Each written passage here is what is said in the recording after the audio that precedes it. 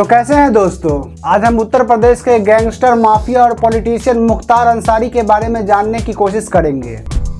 आज मुख्तार अंसारी के मुकदमे में मात्र सजा हुए ट्रायल उनका ही बेचारा दिन था।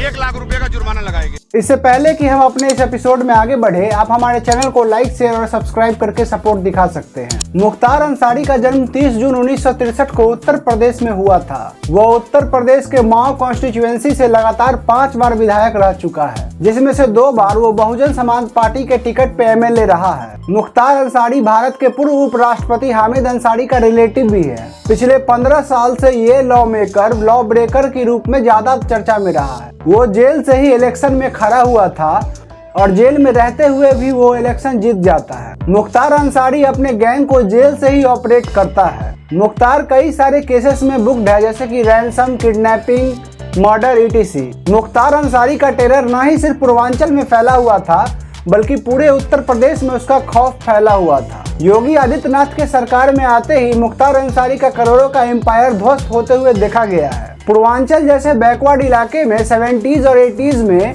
काफी सारे क्रिमिनल फ्लोरिश कर रहे थे और माफिया लगभग हर गवर्नमेंट प्रोजेक्ट को कैप्चर किए जा रहे थे। मुख्तार के खिलाफ कई सारे क्रिमिनल चार्जेस भी लगे हुए हैं और कई सारे क्रिमिनल केसेस बुक्ड हैं, लेकिन फिर भी वो माओ से 5th टाइम एमएलए बन जाता है। उस पे murder, attempt to murder, criminal conspiracy जैसे कई सारे जघन्य अपराध बुक्ड हैं, लेकिन फिर भी वो इलेक्शन जीत ही जाता है। 80s के दशक में मुख्तार अंसारी एक दूसरे माफिया ब्रजेश सिंह के साथ खौफनाक मंजर में इन्वॉल्व था और ये गैंग वार काफी लंबे समय तक चला। मुख्तार अंसारी अपना प्रेजेंस माओ, जौनपुर, बलिया और वाराणसी तक बनाए हुए था। इन क्षेत्रों में वो कई सारे युवाओं को क्राइम की दुनिया में इन्वॉल्व करवाया था और क्राइम की दुनिया में उन्हें लेके आया था। इन क्षेत्रों के युवाओं को क्राइम की दुनिया में लाने का मुख्तार अंसारी को ही सारा श्रेय जाता है। उन दिनों इन क्षेत्रों में ओपीएम की खेती गवर्नमेंट द्वारा बैन होने के बावजूद धड़ल्ले से किए जा रहे थे। मुख्तार का पूर्वजों वाला निवास गाजीपुर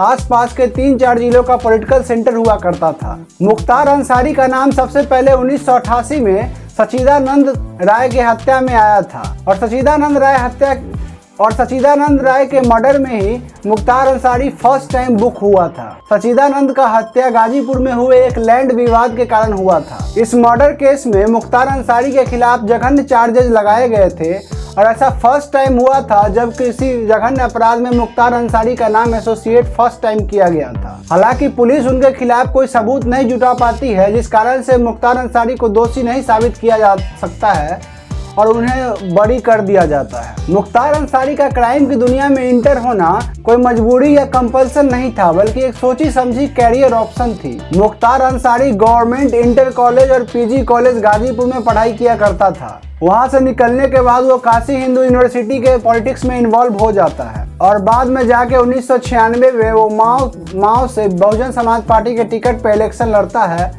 और जीत भी जाता है। सबसे इम्पोर्टेंट केस मुख्तार पे भारतीय जनता पार्टी के विधायक कृष्णनंदन राय के हत्या का था। 29 नवंबर 2005 को यह घटना हुई थी और गाजीपुर के लोग आज भी इस दिन को ब्लैक डे के नाम से मनाते हैं। मुख्तार अंसारी गाजीपुर और माओ के मुस्लिम वोटर्स पे ही पूरी तरीके से रिलाई करता है। वो क्राइम, पॉलिटिक्स और रिलीजन का ऐसा मिश्रण किए हुए है कि उसके कारण कई सारे कम्युनल वायलेंस हुए हैं जो एक्सट्रीम लेवल के राइट्स पैदा किए हैं। मुख्तार अंसारी 2005 में ही माओ राइट्स के कारण सिलेंडर करता है, पर उस पर कोई भी कार्रवाई नहीं की जाती है और वो बस सिलेंडर करके जेल में बंद रहता है। उस पर असल कार्रवाई और जस्टिस का सही प्रोसेस योगी आदित्यनाथ के गवर्नमेंट में आने के बाद ही शुरू होता है और योगी आदित्यनाथ के गवर्नमेंट में उसके सारे इलाके और सारे बंदोबस्त ध्वस्त कर दिए जाते हैं और उस पर अलग अलग चार्जेस लगा दिए जाते हैं। उसका करोड़ों का एम्पायर योगी आदित्यनाथ के राज में ध्वस्त होता दिखा जाता है। तो दोस्तों, आज के लिए बस इतना ही। मिलते हैं फिर अपने किसी नए एपिसोड में किसी नए टॉपिक के साथ।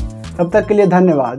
अगर आपको हमारा ये सेशन पसंद आया तो आप हमारे चैनल को लाइक, शेयर और सब्सक्राइब करके सपोर्ट दिखा सकते हैं।